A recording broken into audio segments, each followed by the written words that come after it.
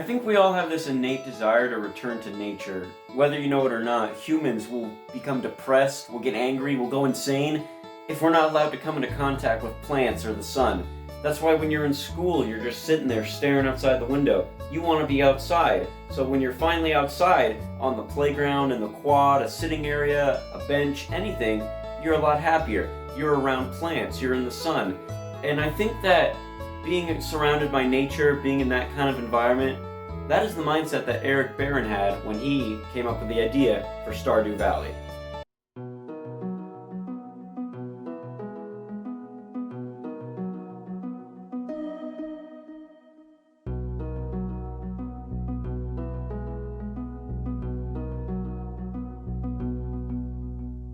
In the game, you control someone who is just another cog in a big corporation's machine who's tired of his cruddy life. So one day, you've had enough. You pull out a special letter that your grandpa gave you as a child, and inside that letter is a deed to your grandfather's plot of land in a far-off valley, Stardew Valley. So you quit your job and move there.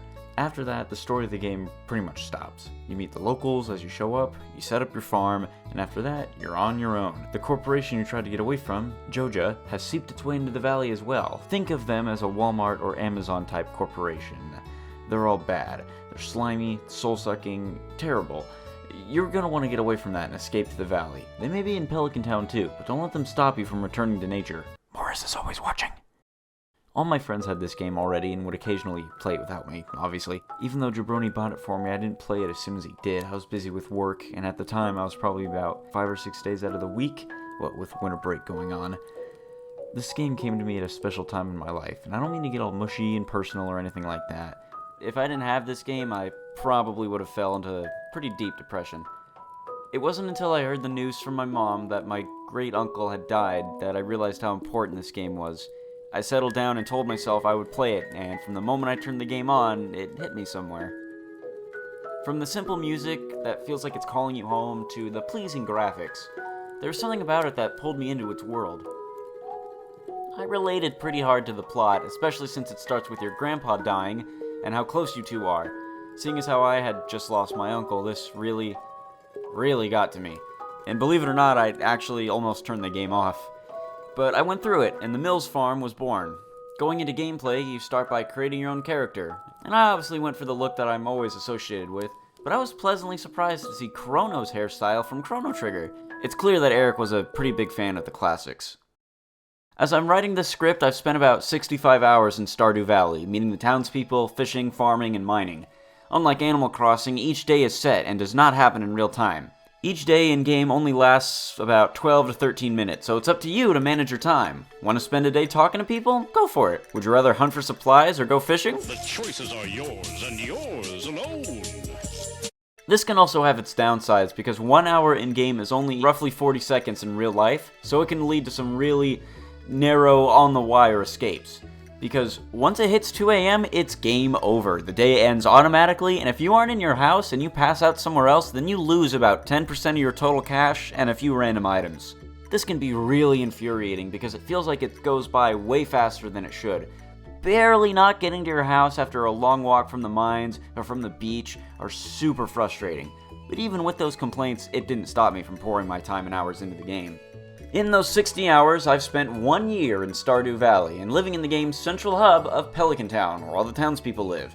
I'm aware that other things happen by the time year 3 rolls around, but I figured that spending 1 year in-game would be enough to make the video. Hell, I was ready to write the script when I first experienced fall, but I knew that would be too early. So yeah, I may not have experienced everything so far, but I've still been through a lot with this game, so let's talk about the gameplay. Alright, so say you start the game and you don't like the idea of farming. Why you bought the game is a mystery to me, but you actually have options. You can spend your days fishing or mining ores and treasures. When you aren't doing that, you're talking to a colorful cast of characters, from the humble and kind Mayor Lewis, Mr. Linus, the local homeless man, Robin the Carpenter, as I mentioned earlier, and many more. Talking to people and making friends is not the only thing you can do. Unlike Animal Crossing, where you just become best friends with the people in your town, in Stardew Valley, you can get a bit more personal. Of the 42 residents of Pelican Town, 12 of them you can enter a romantic relationship with. Now, seeing as how I am a guy, I've spent most of my time with the female characters, though the male options had their moments as well. I was really drawn to Shane because I related to him a lot. Yes, I am not a raging alcoholic, but I noticed that our lives were kind of similar. Going to a job we hate every day, then never having any free time other than wallowing in a depressive state and not wanting to do anything, having no motivation at all. Then there's Alex, who's a football star who lives with his grandparents because of some, an asshole father and the lack of his mother. I could be remembering wrong because I don't have max affinity with the characters. Affinity you can earn by giving them gifts and talking to them, which you can only do twice a day. Now, originally, this really annoyed me, and still does a little bit. You can only talk to these characters twice in one day. That's it. This was bad because I was still in the Animal Crossing mindset where they always have something to say. You can also only give them 2 gifts over the course of an entire week. So if you found the perfect gift for your sweetheart or best friend, I'm sorry, you gave them a gift at like 8 a.m. on a Sunday, and now it's Thursday. You've hit the limit. This really annoys me, especially when trying to give the favorite gifts to people, only to realize I have to wait like 5 more days to give it to them. Giving gifts can be difficult because unlike in Harvest Moon or Animal Crossing, you can't start up conversations yourself and learn more about the characters. Because it's limited to 2 conversations a day, it's not like you can pick a topic. Sometimes they'll repeat what they said the other day, so it's really difficult to not only give gifts, but also raise affinity. I didn't really care about Sam, Sebastian, Dr. Harvey, or Elliot, or the kids, or the old people. Especially not Sam or Sebastian, because even though all the dateable characters are obviously 18, it still made me feel kind of creepy and uncomfortable when it came to the idea of dating them. People like Shane, Harvey, and Elliot, they're obviously adults, but Sam, Sebastian, and Alex look like they could still be in high school. As for the girls, though, I don't think I've ever had a harder time deciding in a game on who to date. I don't play dating simulators, okay? Sure, I've dabbled in Honey Pop and fell in love with Belly, but this was something else. The concept of best girl is something that finds its way around the internet a lot, and I think it's obvious what a majority of my audience considers this game's best girl. I have my own least appreciated pick, though, so let's discuss the girls of the game. Knocking this out of the way, I wasn't attracted to Haley at all. I don't enjoy stuck-up women, so she was a no-go. However, when I saw Maru, I thought she was the cutest girl I ever laid eyes on, and with an awesome personality to boot as well. I love her inventor and scientist backstory, and the fact that she builds little robots and experiments with gems and does science stuff, that's made her even cooler. But then, I met Penny, and wanted to be with her for the sole purpose of saving her from her life of trailer living with her alcoholic mom. Sure, Pam can be funny, but still, she isn't the best mom. Penny, though, is a very sweet girl, and I have no problem being her friend, but she just wasn't it for me. Sorry, guys. Leia,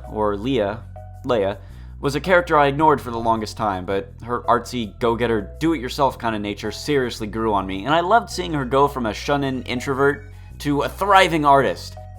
Abigail struck me as the gamer girl, chubby goth GF the moment I laid eyes on her, and that wasn't for me.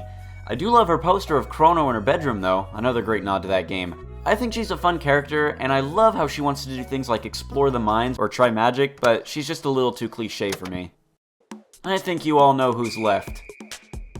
Emily was the girl that eventually stole my heart, from her genuinely loving makeup, her bizarre hobbies, her hair, and that damn smile of hers. She won me over in no time flat. I'm aware that you can marry the characters, but as of writing the script, I've yet to trigger such an event.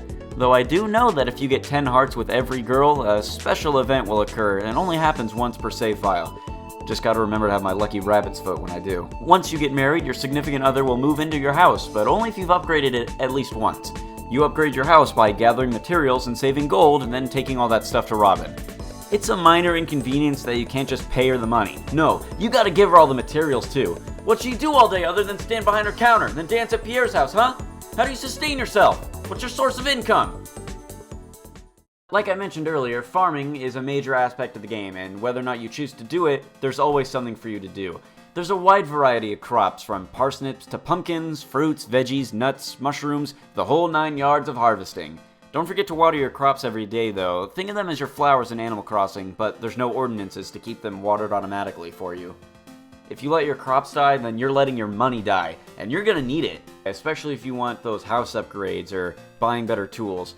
Some cheap ways to earn money include selling stuff that you find lying around on the ground, or fishing, which is something that I personally love. I don't think there's any other example I can think of that's both simultaneously relaxing and tense as the fishing mechanics in this game. It's just you and the fish. One moment, it's a nice calming sensation. The flow of the water, the sound of nature. Then, you're holding down that mouse and tapping as fast as you can trying to keep that fish on the line. Though, like I said earlier, there's also mining, which is where combat comes into play. Only in the mines will you do any fighting though, so no need to worry about keeping your HP up. Inside the mines, there's a rogues gallery of things that want to kill you. Slimes, bugs, skeletons, ghosts, weird mole things, rock crabs, annoying-ass stingray creatures, and many more strange beasts, and they all want your head. There's 120 floors brimming with gold, rubies, iron, copper, emeralds, topaz, amethysts, and diamonds. Dozens of treasures, artifacts, and resources to be found. If you want to find out the secret of the mines yourself, let me put a timestamp. At the bottom lies the skeleton key, an item that, once you unlock the desert, unlocks another section of mines to explore. Now, at first, I was super happy about this. 120 more floors to explore? That sounded amazing. But unfortunately, the floors are random and they have no end, essentially turning the game to a roguelike.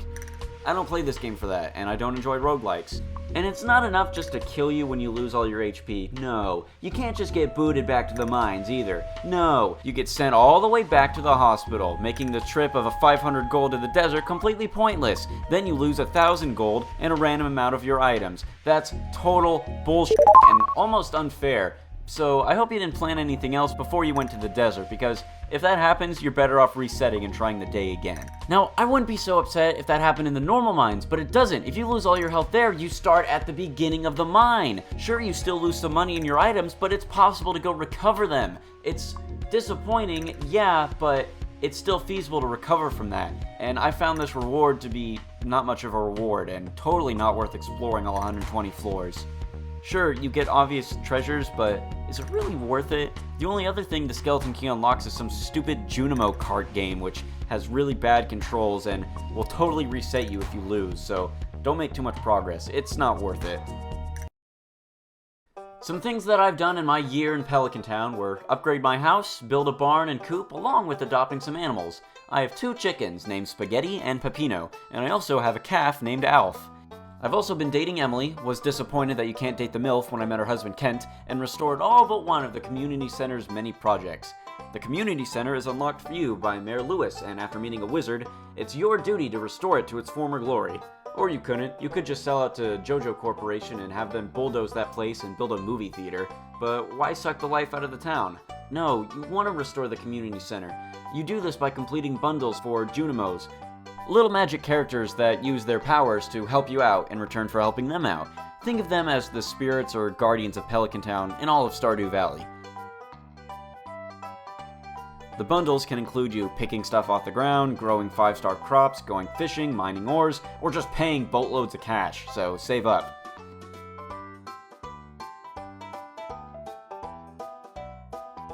I've completed all of them except for the 5-star crops and the animal bundle. That and the bulletin board, which as far as I can tell is optional and pretty difficult to complete, but if done, I presume gives you friendship with the whole town.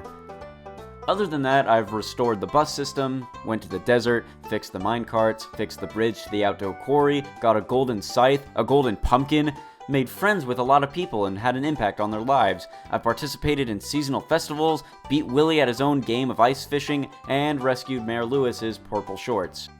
Overall, I'd say I had a very productive year in the valley, and like I said, I've sunk about 65-70 hours into the game. It honestly got to the point where I played every day. I had to stop myself from playing because I was thinking I was getting addicted. I kept telling myself, oh, I'll stop when I finish this day. Just one more day. I gotta go talk to someone. I gotta go mine. I gotta go fish. I gotta keep playing. The gameplay played a huge part in that, but not as much as the music did. Eric Barron was the sole developer and also the sole composer, and he did an amazing job. I really think it shows that you made a good soundtrack when I listen to it and feel nostalgic. The soundtrack is on Spotify, and I really recommend checking it out. Listening to it on the way to school just made me remember what I was missing. Then I could do nothing but think of the valley all day. I wanted to go back.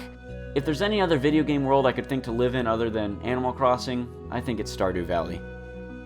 Now, I mentioned at the beginning of the video that this game came into my life around the same time that my great-uncle died. I was very close to him, and when he moved to Montana back in 2015, the last thing he told me was that I should live my life to the fullest and do what makes me happy.